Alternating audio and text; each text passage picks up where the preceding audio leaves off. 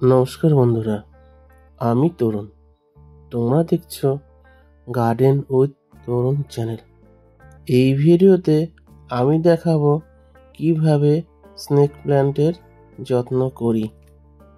এটি variegated drop ভ্যারাইটির snake plant. একে সেন্সেভেরিয়াও বলা হয়।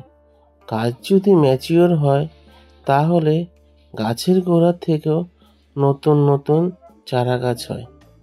এই গাছ অল্প যত্নেই বাড়িতে রাখা যায়। এই গাছগুলোকে আমি সারা বছর জৈব সার দিয়েই থাকি। এই সার দিলেই গাছ সহজেই বেড়ে ওঠে। গাছগুলোকে আমি সার দেব, তাই সার দেওয়ার আগে গাছের গোড়া খুঁড়ে দিচ্ছি। এতে মাটির সাথে সার ভালোভাবে মিশে যাবে। বাতাসে থাকা দূষিত পদার্থ এই গাছ শোষণ করে।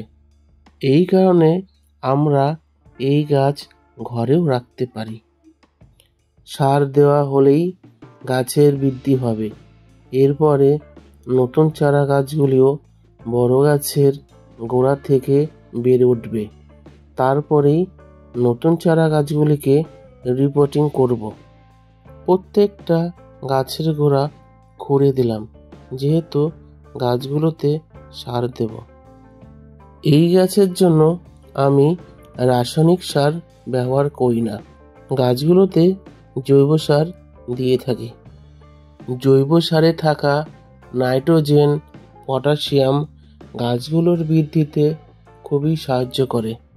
জৈব সার হিসাবে আমি এখানে বেছে নিয়েছি গোবর সার, পাতা পচা সার আর কেঁচো সার। সার দেওয়া হয়ে গেলে অবশ্যই গাছের গোড়ায় জল দেওয়া দরকার। এতে সহজেই সারের গুণাগুণ গাছ অল্প সময় পাবে।